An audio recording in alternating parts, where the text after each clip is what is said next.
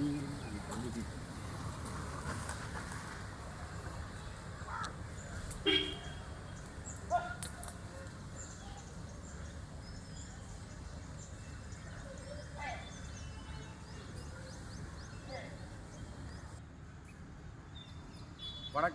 விவசாய கடவுள் சரவணகிளி.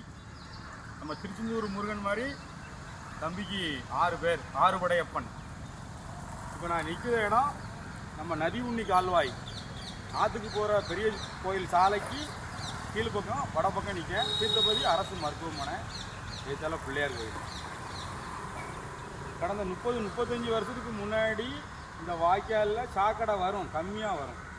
இந்த மாதிரி பிளாஸ்டிக், துணிமணி, பீங்கான், இந்த ஆஸ்பத்திரியில் உள்ள கழிவு இது வராது.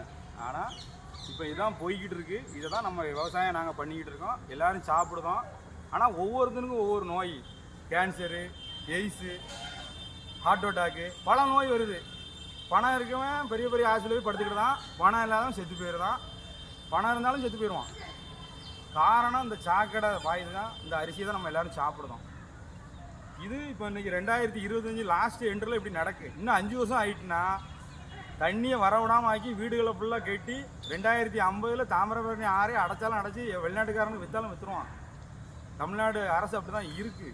இந்தியா மத்திய சர்க்காரும் மாநில சர்க்காரும் ஒரு முடிவு பண்ணணும். எங்கள் முப்பாட்டனர் காலத்துலலாம் அது ஃபுல்லாக மதுரை மரம். இப்போ ஒரே ஒரு மருத மரம் மட்டும் நம்ம அந்த சேர்மாய் போகிற கிருஷ்ணன் கோயிலுக்கு மேலே பக்கம் நிற்கி எல்லா மருத மரமும் வயசாகி சாஞ்சிட்டு பாதி வெட்டி விற்று தின்னுட்டான். இப்போ இந்த அரசு 30 வருஷம் 35 வருஷம் எம்எல்ஏ இருந்திருக்கான் நம்ம ஆள். எவனுமே இந்த வாய்க்காலுக்கு கரை கட்டலை. எல்லா பேருக்கும் விவசாயம் இருக்குது, கரையும் கட்டலை.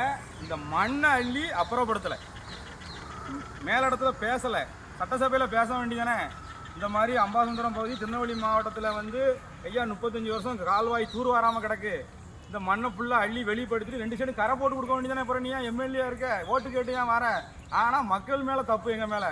எல்லா பேரும் 500 கிடைக்குமா 1000 கிடைக்குமான்னு நினைக்கான். அப்போ இவன் உருப்பட தானே இருக்க. விவசாய பூமியை எப்படி காப்பாற்றணும் அதை கேளு. நீ ஏன் நீ வந்து வருங்கால வம்சம் வாழணும்னு நினை. இங்கே நீ என்ன நினைக்க அப்படின்னா, இந்த ஓட்டுக்கு யார் ரூபா, அந்த எம்எல்ஏ நமக்கு 1000 ரூபா தருவானா, 500 ரூபா தருவானா. நீனே கோடீஸ்வரன் பெரிய பிச்சை எடுக்கணும். இருக்கவனும் அப்படி தான் நினைக்கான், இல்லாதவனும் நினைக்கான். அப்படி நினைக்காங்க. இதை கோரிக்கை வந்து என் கோரிக்கையை ஏற்று எல்லா மக்களும் விவசாயம் பண்ணுதான். எல்லாரும் பெரிய பெரிய அதிகாரிகள், நல்ல மனுஷன் நிறைய பேர் நாட்டில் இருக்கான். அவங்கெல்லாம் சேர்ந்து 12 அடி ரோடு 2 சைடும் அரசு பில்டிங்கும் கோயிலும் தவிர மற்ற 2 வாய்க்காக்கரையில் கேட்டிருக்கோம் பில்டிங் அப்புறம் இடிங்க. ஆற்றுலையும் அப்படி தான். தாமிரபரணி ஆறு பாவனாசிலேருந்து புன்னையாள் வரைக்கும் தனியார் பில்டிங் இருந்தால் இடிச்சிரு, அரசு உடமே ஆக்கிரு. அந்த சட்டத்தை கொண்டு வா. கவர்மெண்ட் வேலை பார்க்க அதிகாரிகள் தப்பு செஞ்சால் வேலையை விட்டு தூக்கு, ரொம்ப தப்பு செஞ்சால் தூக்கில் போடியா. அந்த காலத்தில் வெள்ளைக்காரன் சின்ன மருது பெரிய மருது நல்ல